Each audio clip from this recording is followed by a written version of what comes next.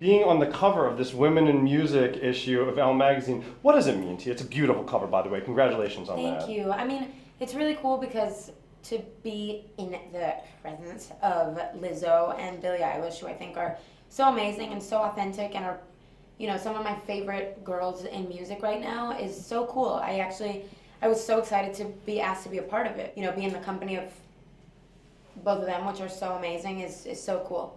You're very candid about mental health. Why did you decide to open up about that and talk about that? Because, I think I talk really openly about mental health because I think that it's a part of the human experience to struggle.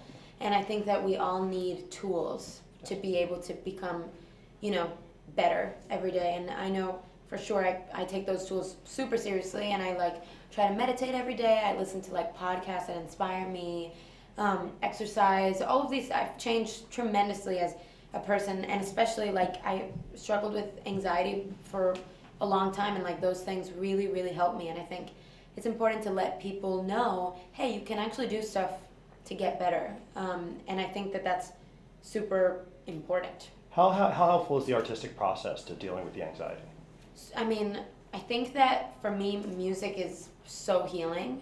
And anytime I have emotions, I think music is the thing that brings me back to my heart and doesn't let me go to my head.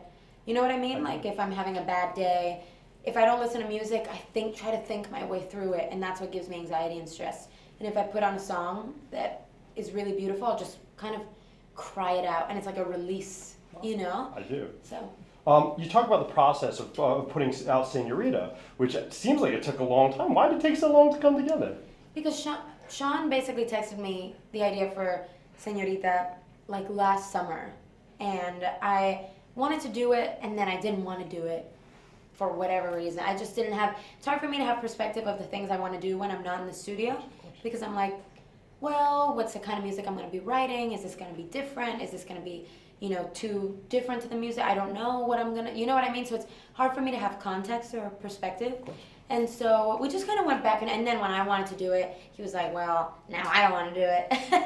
And so we just kind of went back and forth 8 months deciding whether or not we were going to do the song together or not. And so then we finally got into the studio, and then we did the music video the next week, and we're like, well, we're doing it. What was that artistic process like with him? It was so much fun. I love him with all my heart and always have, and we've known each other for a really long time, and so it was really cool to be able to we kind of we've always been there for each other. I think we drifted just because we weren't hanging out as much. Sure. And so it was just fun to be able to, reconnect and hang out again. So it's a little known thing too, but of the people in this room that I know very well, but I'm an artist as well. I'm a writer. Cool, amazing. And you said something in there that in the article here that I couldn't have agreed with more. Yeah. Because I found it when I was writing my first screenplay to be the truest thing in the world, and Yeah. that is falling in love with another person is the ultimate artistic inspiration. Yeah. So in what ways is falling in love the ultimate artistic inspiration? I think falling in love is the ultimate artistic inspiration because it just opens you up. And I find that, falling in love for me just brings out all of my vulnerabilities. All these things kind of come up for me and show up for me. And it just makes you open. I feel like when I am in love, I just listen to songs and I just cry. I cry easier. And that must mean that I'm just kind of more open and more in touch with my emotions, all the spectrum of emotions, joy, fear, all of it. How come you're never on social media? I think being on social media, I know a lot of people don't say this, but I truly believe that it is bad for you.